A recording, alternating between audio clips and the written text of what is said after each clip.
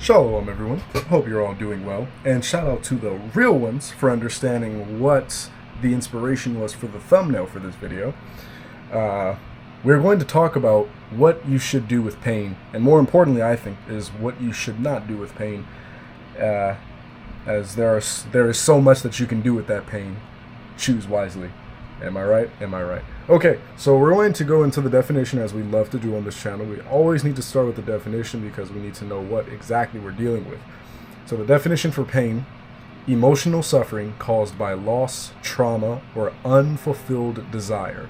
I think that's really good. I think that's a good encompassing definition for pain. We have emotional suffering caused by loss, trauma, or unfulfilled desire. I think unfulfilled desire is one of the more crucial aspects of pain, because that's when you're getting into regret, and of course regret is the betrayal of oneself, and that can lead to self-hatred, etc. Trauma can also do the same thing, but it's often exterior things that happens to us rather than things that we do to ourselves. You can experience self-induced trauma, but it's less likely to happen. Then of course emotional suffering, I think we all understand emotional suffering very well, unfortunately. Okay, so then I have a more philosophical abstraction for my definition for pain, which is a universal condition of human life that can either corrupt the soul into bitterness or refine it into wisdom. And I think that's the main goal, right? So wisdom, I was actually just explaining to a friend of mine that wisdom is something that can be acquired through means of observation and through experience. I do believe, based off of my studies, that experience itself is far more effective for wisdom acquisition, because it's more, the lessons associated with that wisdom is more tangible. It's something that you have gone through. It's something that you can elucidate to someone else, so they have the option not to go through it, right? Depending on whatever the scenario might be. But you can also be taught wisdom based off of other people's experience and just knowledge acquisition in general and being able to apply it, right?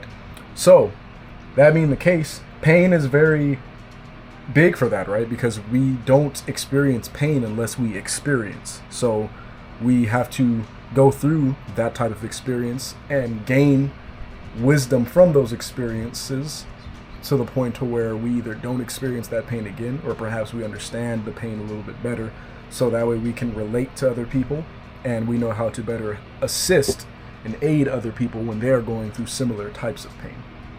Okay, so that being stated, I think this video is going to be very concise. I'm not going to steal you guys' ears for too long. We're going to start off with what not to do. Okay, so number one, we don't want to let pain become our identity. I see this a lot, and I think that it's very detrimental, because if you let pain become your identity, then of course you are by definition losing yourself, and you are limiting your potential to a single stimulus, which of course is pain. And immediately what you're going to want to do is find camaraderie within that pain, so that way you can find a identity with a group of people, right? Because that's what humans do. Seldom will you see humans like just be on their own and then that's just it. Like, we're social beings. So when you have an identity, usually that identity is linked, not necessarily synonymous with, but it's usually linked with a community or a group or a sum of persons involved, right? So if you let pain become your identification, then you're looking for other people who are also hurt, simply for camaraderie, and that can also lead to like deeper depression and victim mentality, which is not good, right? Because what you're going to do, no matter who you are, is you're going to defend your identity, because humans all have the desire to be understood. So if your identity is actually pain, you've limited it to pain, then when people try to tell you, hey, like, come out of that, like, let's build, let's do this, you're going to want to defend what you're thinking is your identity, but you're actually just defending your pain, which becomes a coping mechanism and defense mechanism against persons who are actually trying to help you. So you don't want to do that. That's number one. Number two, Don't use pain to justify hurting others. That is a very, very big mistake. And this is when you're getting into like gaslighting and projecting and all of these sorts of things, because simply because you're hurt. Now, the thing that's tricky about this is you might read that and hear that and you might think, oh, I wouldn't do that because that's like Machiavellianism. I wouldn't justify hurting others because I'm hurt. It's like, it's not necessarily just a manipulation tactic, you know? There's that old adage that hurt people.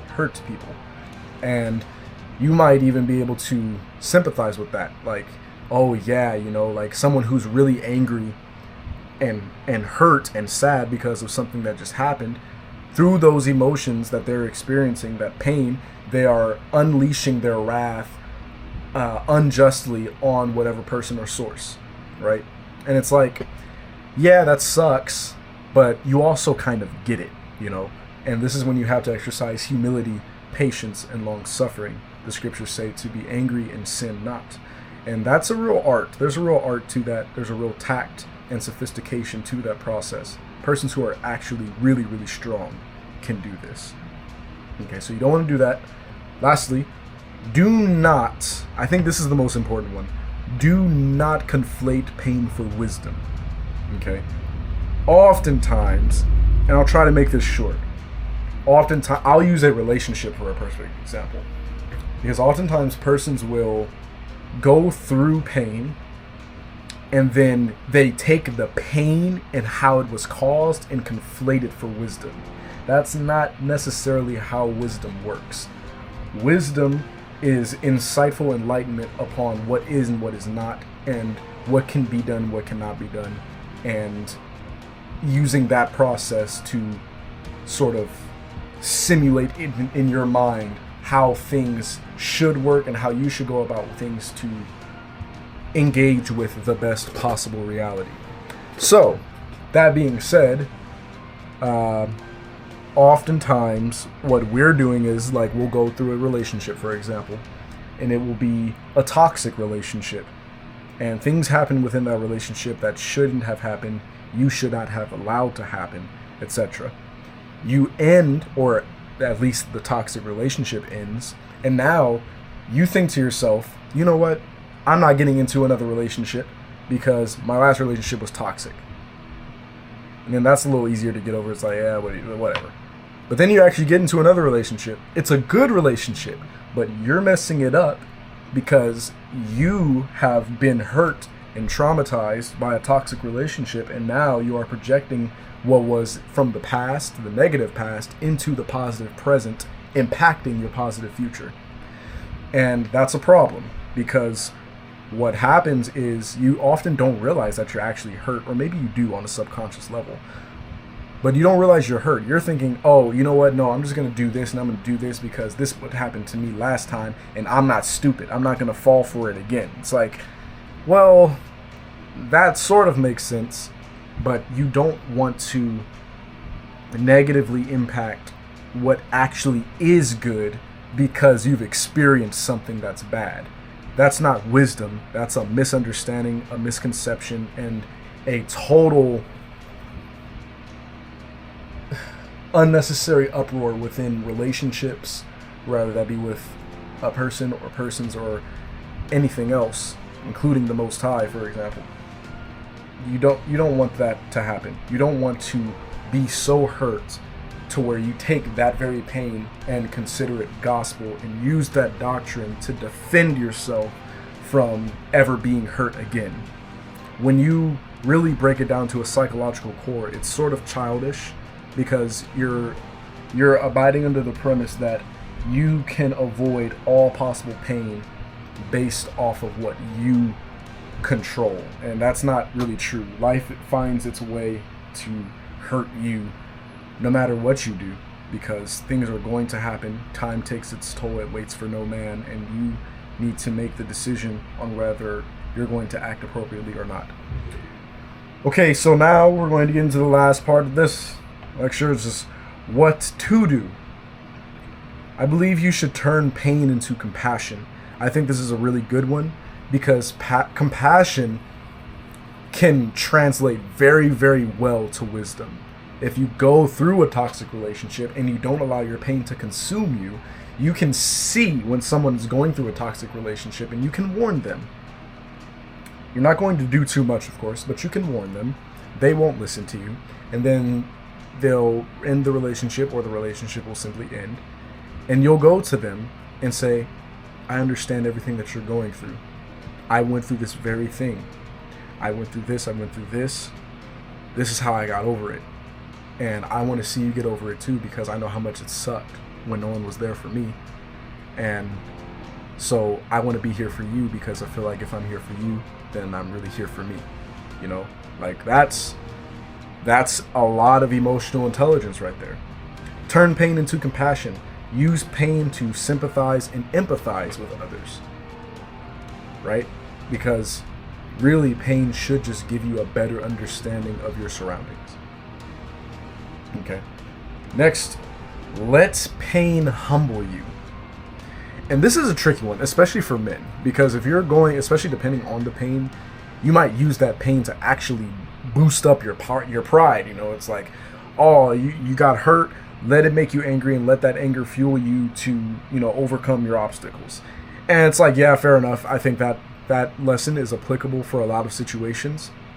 But when we're talking about emotional suffering or trauma or unfulfilled desires and universal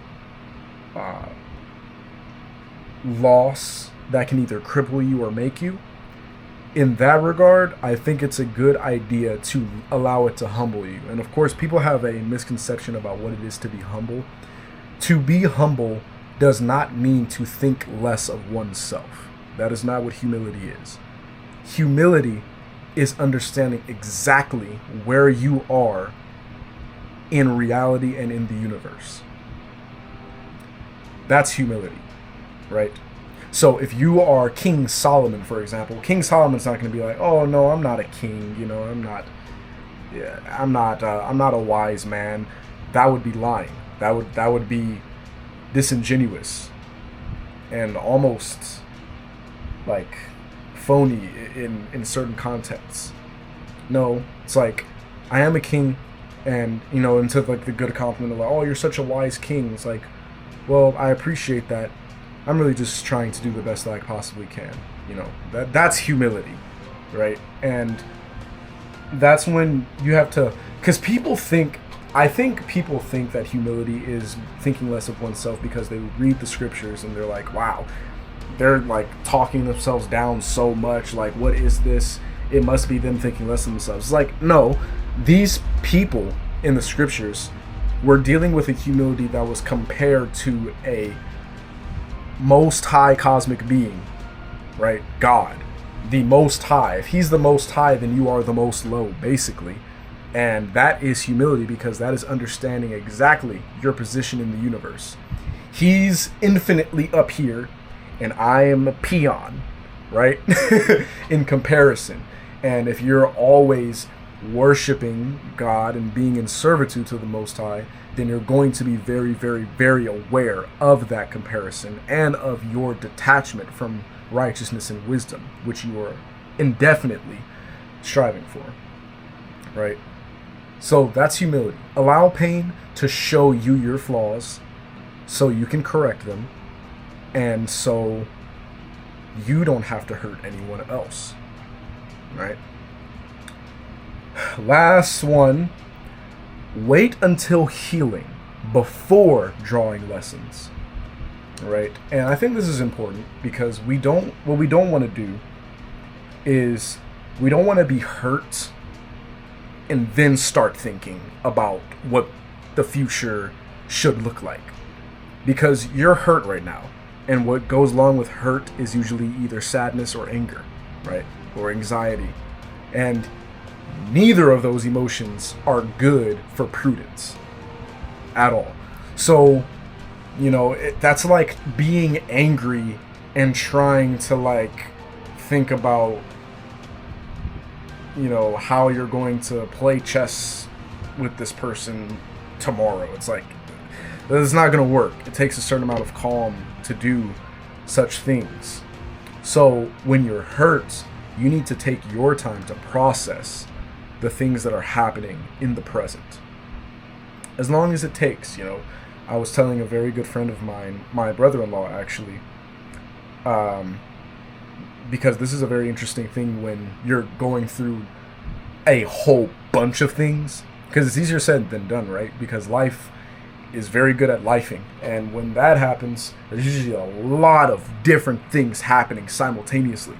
So what that means is you're going through it super, super fast, and you don't have enough time to process anything because so much is happening quick. So when everything's all said and done, you get a break to rest. You forgot about how you process or how you felt about one thing, totally forgot about it, but you didn't really forget about it physiologically, and definitely not in a psychological sense. That's how people start to resent persons without even being aware of it, because the emotions are still there, but you haven't yet processed them. So when a lot of things are happening, you have to intentionally say, okay, you know what? Stop. I need to stop everything. I need to process everything that has happened, how it made me feel, if that feeling is relevant, how I should convert it into something effective or functional, if it's functional, etc. And what is the best thing for me to do? What is the most healthy thing for me to do in a psychological and physiological sense, right? So that's what you want to do. You want to process pain and hurt when you're going through it. Once you're done healing, because that's when healing takes place, when you're processing and then that process reaches its conclusion and you have your final say on the matter and you have closure, that is healed. That is a healed wound, right?